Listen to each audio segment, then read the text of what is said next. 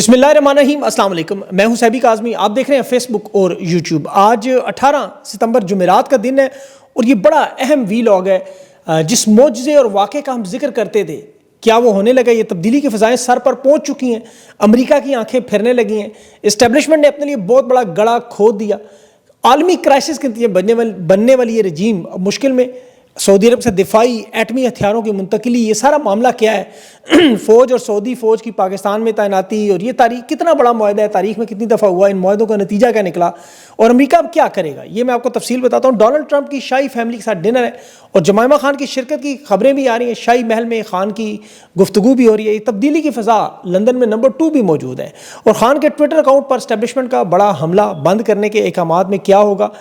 دھاندلی کی رپورٹ پر بھی حکومت کا تختہ الٹنے کا خطرہ، common wealth report رکوانے Ishaq Dar کی دوڑیں شروع، ملاقاتیں اسلام آباد ہائی کورٹ میں بھی بڑی لڑائی، 11 میں سے 7 ججز، تیسرے دن بھی عدالتی بائیکاٹ۔ یہ ساری تفصیل میں آپ کو بتاتا ہوں، لیکن اس ویلاگ کو آپ نے غور سے سننا اور سمجھنا ہے۔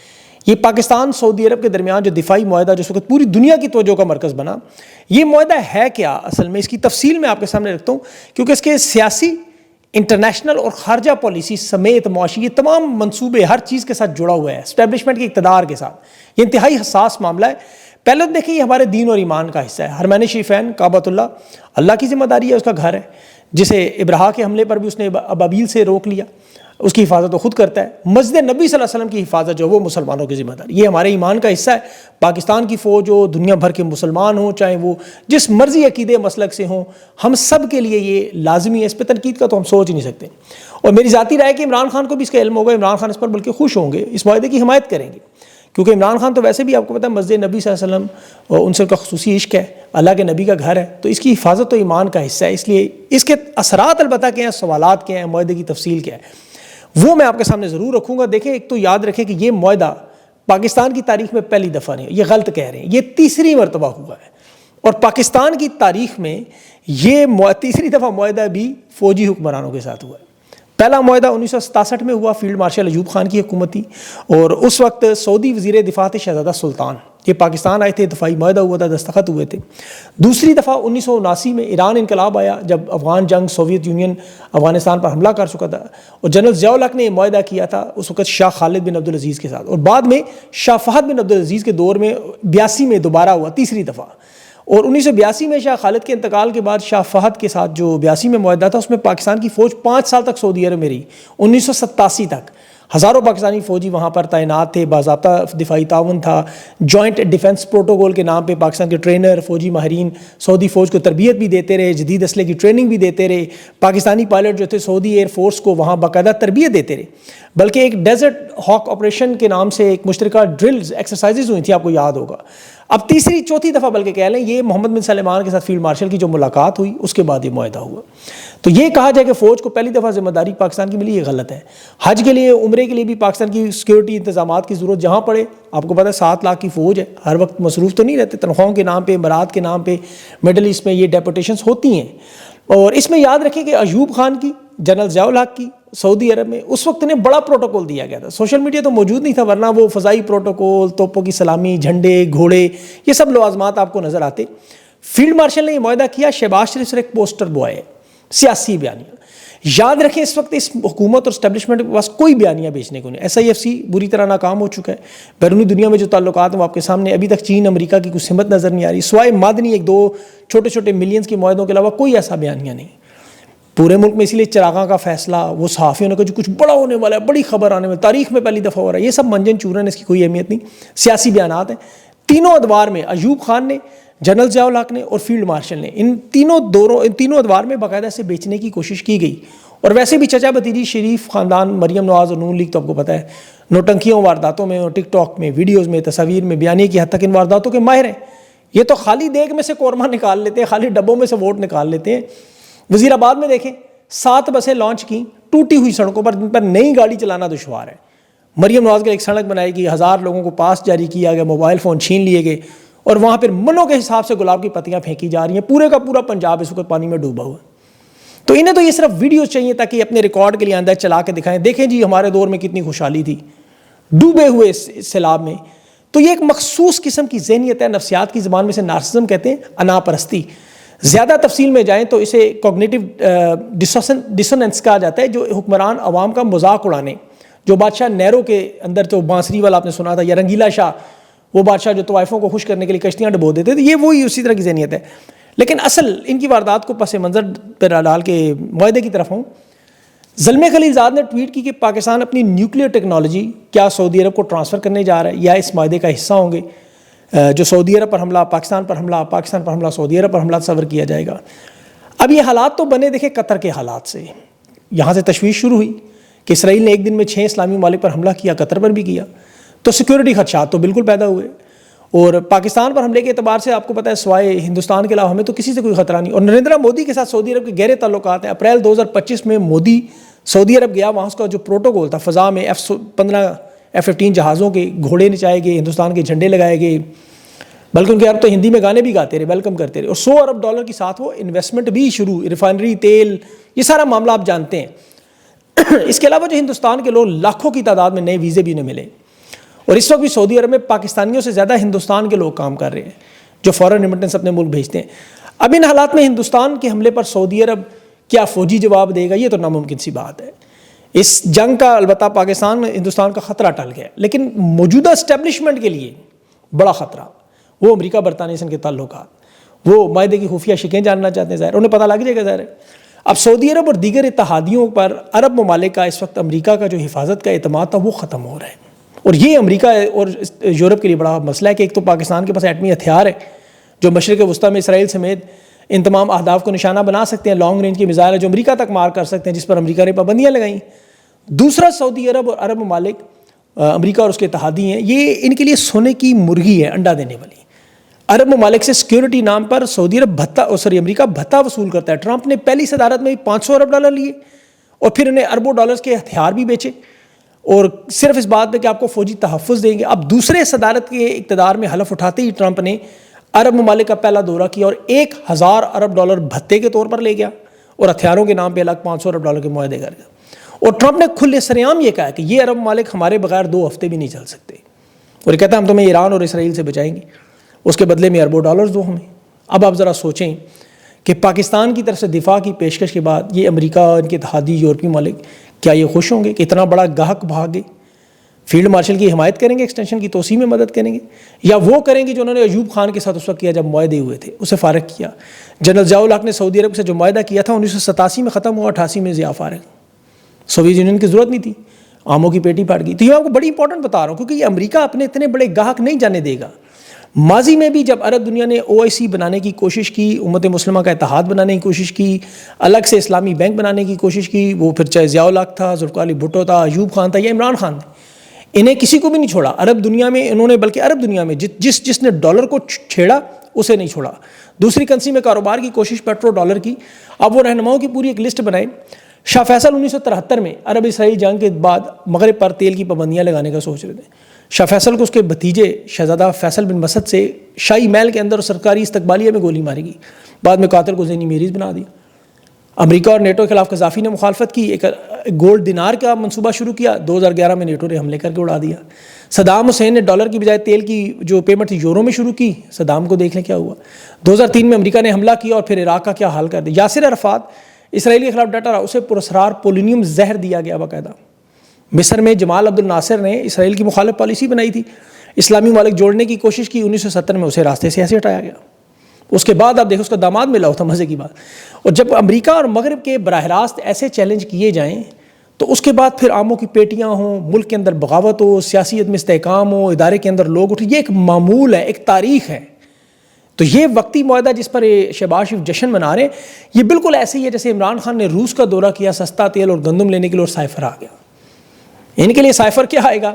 اب دیکھیں نومبر سے جنوری تک یہ آپ کو سب کچھ نظر آ جائے گا، یہ فضائیں ہوائیں بدلتی ہوئی، اور اس میں پاکستان اور عرب دنیا کی تاریخ ہے. امریکہ جب آنکھیں بدلتا ہے، مغرب آنکھیں بدلتا ہے، یہ سب کچھ آپ کو اپنی آنکھوں کے سامنے ہوتا نظر. عمران خان کے دور میں آپ دیکھیں یہ جو معاہدہ آج آپ کو نظر آ رہا ہے یہ سعودی عرب پاکستان کا ہو جانا تھا دفاعی معاہدہ، کئی سالوں سے بات چیت چل رہی تھی، اس میں ایران مسئلہ تھا.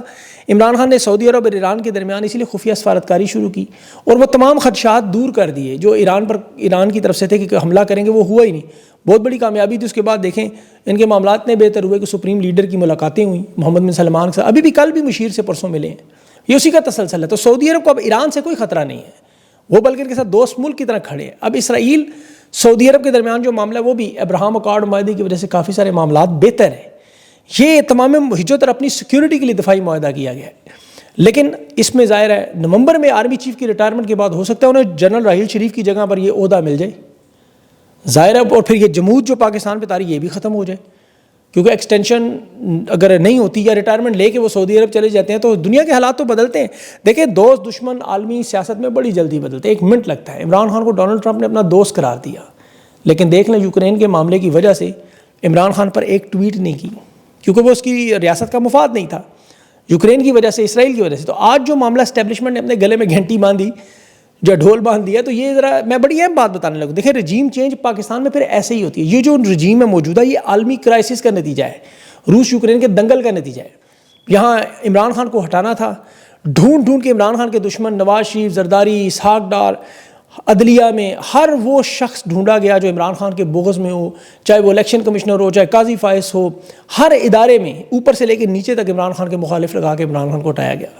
تو سب کچھ امریکہ کے دباؤ پہ تھا. عمران خان امریکہ کے مفاد میں نہیں تھا یوکرین کی وجہ سے. تو آج امریکہ کے مفاد میں یہ سب کچھ کیسے ہوگا؟ تو یہ انٹرنیشنل حالات ایسے ہی بدلتے ہیں، اور پھر اب عمران خان تو دشمن نہیں رہے گا اس معاہدے کے بعد، اور اسٹیبلشمنٹ کا امتحان شروع ہوگا امریکہ کے ساتھ. دیکھیں ایک طرف تو سعودی عرب کا بھی امتحان ہے، اس میں مودی کو وہ اعلیٰ ایوارڈ بھی دیتے ہیں، اس کے ساتھ بڑے بڑے لمبے چوڑے کام بھی ہیں، تو وہ کس طرف کھڑے ہوں گے. اس کی میں آپ کو دلیل دے دیکھوں. ابھی عرب دنیا کا آپ نے حالات دیکھنے ہو تو ایک عرب اجلاس ہوا، 2 عرب مسلمان اس عرب اسلامک کانفرنس کے دیکھ رہے تھے قطر میں کہ یہاں 58 اسلامی ملک اکٹھے ہوئے ہیں، حملہ ہوا ہے، یہ فلسطین کی شہادتوں پر، ظلم و ستم پر بیانات آئیں گے، اسرائیل و امریکہ کی جارحیت پر بیان دیں گے کھل کے. یہ سربراہی اجلاس تھا، لیکن یہ ایسے لگ رہا تھا جیسے جنازہ پڑھنے کی وہ تقریب تھی، وہ اسی کا جنازہ تھا. دنیا کے اسٹیبلشمنٹ کی تابوت کی آخری کیل ٹھوک کے بادشاہ وزراء کا یہ اجتماع بے بسی کی ایک تصویر تھی. قطر اپنے اربوں ڈالر کی ہتھیاروں کی نمائش کرتے جی، ہمارے پاس رافیل ہے، ٹائفون ہے، سینٹا کام ہمارے ادھر بیٹھا ہے. 15 کلومیٹر دور ہے الحدید ایئر بیس سے، صرف 15 کلومیٹر جہاں یہ دھماکہ ہوا، سینٹا کام کا دفتر ادھر ہی ہے. کوئی مزاحمت نہیں ہوئی، کوئی انٹرسیپشن نہیں، صرف خاموشی. تو مغرب کے دیے گئے چمکدار ہتھیار صرف دکھانے کے لیے ہیں، فوج صرف پریڈ کے لیے، لڑائی کے لیے نہیں. عرب لیگ ایک تھیٹر ہے، اسکرپٹڈ تھیٹر ہے، مذمتی بیانات، خفیہ رابطے، علامتی جنگیں، یہ بیانیہ صرف بنایا جاتا ہے. اقوام متحدہ میں پھر اپیلیں کی جاتی ہیں. اصل معاملہ اسرائیل و امریکہ کی طاقت ہے. یہ جو اربوں ڈالرز کے ہتھیار ہیں یہ صرف الفاظ کی مذمت اور بیانیہ کی حد تک ہے. پاکستان میں بھی یہ بیانیہ والا معاملہ سارا. اب قطری وزیر اعظم نے ڈونلڈ ٹرمپ سے ملاقات کر کے دوسرا نیا دفاعی معاہدہ بھی کر لیا. تو یہ سفارتکاری نہیں ہے، یرغمال مذاکرات ہیں. فلسطین کے لیے یہ اپنے تخت کو خطرے میں کبھی نہیں ڈالیں گے. چند خاندانوں کی دولت پر قبضہ ہے، عیش و عشرت ہے، اور اسے نام استحکام دیا جاتا ہے. جیسے پاکستان میں 1956 میں دیکھیں جب مصر میں بحران آیا تو اس وقت حسین شہید سروردی نے ایک بات کی تھی، یہ تمام مسلمان ممالک زیرو ہیں، اور زیرو میں جتنے مرضی زیرو جمع کرتے ہیں نتیجہ زیرو ہی نکلے گا.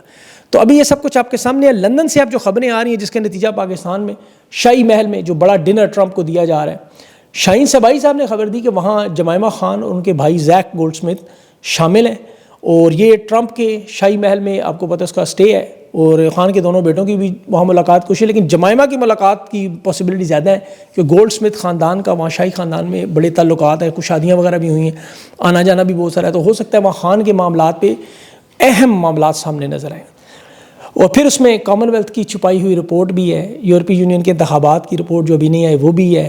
اور امریکہ میں آپ کو پتہ ہے اچانک مارچ میں پھر وہ جو قرارداد تھی الیکشن کے بارے میں کالا دم، وہ بھی پھر اٹھتی نظر آئے گی. سفری پابندیاں، وہ جو ساڈی گل ہے وہ ختم بھی. اسحاق ڈار دیکھیں کامن ویلتھ کے دفتر پہنچ گئے فوراً کہ ہم نے یوکرین میں مدد کی ہے، آپ آنکھیں نہ پھیریں، رپورٹ شائع نہ کریں، رپورٹ رکوانے کے لیے. تو جو ہم کہتے ہیں نا کہ معجزہ ہو جائے، کوئی واقعہ ہو جائے، تو ہو سکتا ہے وہ یہی واقعات ہو انٹرنیشنل دنیا میں، پھر یہ فضا کی تبدیلی پاکستان میں ہے. کیونکہ یہ پاکستان کی تاریخ رہی ہے. ایوب خان، ضیاء الحق، مشرف، یہ سارے معاملات آپ کے سامنے آنکھوں کے ہوئے. 2008 میں آپ کو اپنی آنکھوں کے سامنے آپ کو یاد ہوگا مشرف کیانی کے حالات، 2007 میں جب وکلا تحریک شروع ہوئی تھی، اچانک اتنی بڑی تحریک پھر ادارے کے اندر تبدیلی ہوئی, مشرف جیسا طاقتور اپنی چھڑی پکڑا کے نکل گیا. ابھی بھی نمبر 2 لندن میں بیٹھے ہوئے ہیں, وہ اکتوبر کی ملازمت کے چکر میں بیٹھے ہوئے ہیں, نومبر میں اگلی توسیع ہے, تو وہ بھی اپنی گیم سیٹ کی. تو یہ طاقت کا جو کھیل ہے 78 سال سے پاکستان میں آپ کو نظر آ رہا ہے, جس کی وجہ سے پاکستان گھوڑے پر چڑھا ہوا ہے. پاکستان کی عوام کو تو ان معاہدوں سے کوئی فائدہ نہیں ہوتا, لیکن اس کے باوجود دیکھیں میں مشورہ تو یہی دوں گا پاکستان کی عوام کو بھی, تحریک انصاف کو بھی, کہ اس معاہدے کی مخالفت بالکل نہ کریں. عمران خان بھی میرے خیال میں اس معاہدے کی تعریف کریں گے, وہ خوش ہوں گے کہ اچھا ہے سعودی عرب کے دفاع کے لیے جو مرضی کریں. ان کی بھی ٹویٹ ایسی آئے گی سعودی عرب کے دفاع کے معاملے کی, تو جیسے میں نے کہا ہر مسلمان ہر وقت تیار ہے, اور سعودی عرب کے خلاف بھی میرے خیال میں کوئی ایسا بیان نہیں دینا چاہیے بالکل. اور عمران خان کو پتہ ہے کہ حکومت اس وقت کن لوگوں کی ہے, ان کی تو اتنی اوقات نہیں ہے. کل دیکھیں کرکٹ کے ٹورنامنٹ میں یہ بائیکاٹ نہیں کر سکے, محسن نقوی نے ICC اور BCCI کو باقاعدہ سرنڈر کیا لیٹ کے, میچ ریفری نے کوئی معافی نہیں مانگی, آواز بند کر کے ویڈیو چلا دی. اس کی باڈی لینگویج دیکھیں اینڈی کرافٹ کی, وہ ایسے انگلیاں نچا کے معافیاں ایسے مانگی جاتی ہیں. ذرا سنیں تو لگائے نا ویڈیو اس کی ذرا. وہ یہ رمیز راجہ کو نجم سیٹھی کو بلا کے دکھا رہے ہیں جی, وہ جی حالانکہ ماضی میں انضمام الحق پوری ٹیم گراؤنڈ سے لے کے نکلا. شکون رانا اور مائک گیٹنگ کا کیس آپ کو یاد ہوگا, پاکستان نے کھیلنے سے انکار کیا تھا, اب یہ کالی پٹیاں باندھ کے اسی تنخواہ پہ تیار. اس وقت ICC BCCI وہ اربوں ڈالرز کما رہے ہیں, ان کے سامنے پاکستان کی ٹیم کو اوقات کیا ہے PCB کی, اور ٹیم کے حالات کیا ہیں آپ کو پتہ ہے. امریکہ سے ہم ہارے ہوئے ہیں, آج بھی چین ایک نئی ٹیم بنائی ہے, اس سے بھی ہار جائیں گے. ان کی پرفارمنس یہ ہے کہ تماشائی تو دیکھنے آتے نہیں, اب خوش نہیں ہوتے, اسپانسر کو پتہ نہیں ہے. محسن نقوی نے ایسی اینٹ سے اینٹ بجائی ہے کرکٹ کی, تو وہ تو کرکٹ فارغ ہی ہو گئی ہے. یہ سوائے تحریک انصاف کو پھاڑنے کے علاوہ انہوں نے کچھ نہیں کیا 3 سالوں میں, ملک کو تباہ و برباد کر دیا. دوسری طرف خان اپنے نظریے سے 1 انچ نہیں ہٹ رہا, عوامی مقبولیت اس کی ادھر کی ادھر ہے, بلکہ اضافہ ہو رہا ہے. اب اسے روکنے کے لیے دیکھیں حکومت کیا کر رہی ہے کہ جی خان کا ٹویٹر اکاؤنٹ بند کریں. سر دھڑ کی بازی لگائی انہوں نے اندرونی سیاست میں کہ ٹویٹر اکاؤنٹ خان کا ان کے لیے جی بہت بڑا مسئلہ بن گیا. یہ رانا ثناء اللہ کہا جی ملک دشمن ٹویٹر اکاؤنٹ, اسے ہم نے بند کرنا ہے. اب انہیں سیدھی سی بات بتاؤں, یہ حکومت اسٹیبلشمنٹ براہ راست ٹویٹر اکاؤنٹ بند کر ہی نہیں سکتے. یہ امریکہ میں رجسٹرڈ ہے, وہاں سرور موجود ہیں اس کے. یہ جب تک پورے ملک میں ٹویٹر کو بند نہیں کریں گے, بلاک نہیں کریں گے, عمران خان کے اکاؤنٹ کو بلاک نہیں کر سکتے. اور پھر یہ پیغام رک سکتے ہی نہیں. یہ ٹویٹس کو یہ جو بلاک کرتے ہیں پاکستان کے اندر نظر نہ آئے, اس کا فائدہ تو انہیں کوئی نہیں ہوتا. عمران خان کی ریچ بہت زیادہ ہے, اور خفیہ ایجنسیوں نے, اچھا یہ بھی بتاؤں, خان کے اکاؤنٹ کو ہیک کرنے کی بھی بڑی کوشش کی ہے. اکاؤنٹس نام ڈھونڈنے کی, کون چلا رہا ہے, سارا کوشش کرتے رہے. کیونکہ حمود الرحمان جیسی کمیشن رپورٹ جیسی جب خبریں آتی ہیں تو وہ پھر انہیں پریشانی ہوتی ہے. لیکن سرور پہ کنٹرول نہیں ہے, پلیٹ فارم ان کی پالیسی مانتا نہیں ہے. امریکہ میں جب تک وہ نہ معطل کریں, جیسے وہ ٹرمپ کا اکاؤنٹ معطل کیا گیا تھا لیکن وہ آن ہوا دوبارہ, آیت اللہ خامنئی کا انہوں نے اکاؤنٹ بند کرنے کی وہاں کوشش کی, وہ بھی امریکہ وہ بھی چل رہا ہے آپ کے سامنے, بند نہیں کر سکے. بلکہ مودی نے BJP کے کئی رہنماؤں کے اکاؤنٹ ٹویٹس چھپانے کی کوشش کی تھی. میانمار میں بلکہ جب فوجی بغاوت ہوئی, پوری کی پوری پارٹی, وہ جنتا, ان کی فوج جو ہے, وہ آرمی چیف نے وہاں فیس بک ٹویٹر سب مکمل بلاک کر دیا. تو یہ بھی یہاں پہ سوشل میڈیا پورا ہی اڑا دے نیپال کی طرح, تو وہی حال ہے اس کا. لیکن پھر نتیجہ بھی نیپال والا ہی نکلے گا جو خان نے پیشن گوئی کی. تو اللہ ان کو عقل دے. یہ معاملات بہرحال ان کے لیے اب ٹھیک نہیں رہے, یہ میں اب آپ کو گارنٹی دے سکتا ہوں. ان حالات میں جو میں نے بتایا, اب اس کو 2 دفعہ سنیں, آپ کو خود اندازہ ہو جائے گا. اپنا خیال رکھیں, مجھے اجازت دیں, اللہ حافظ.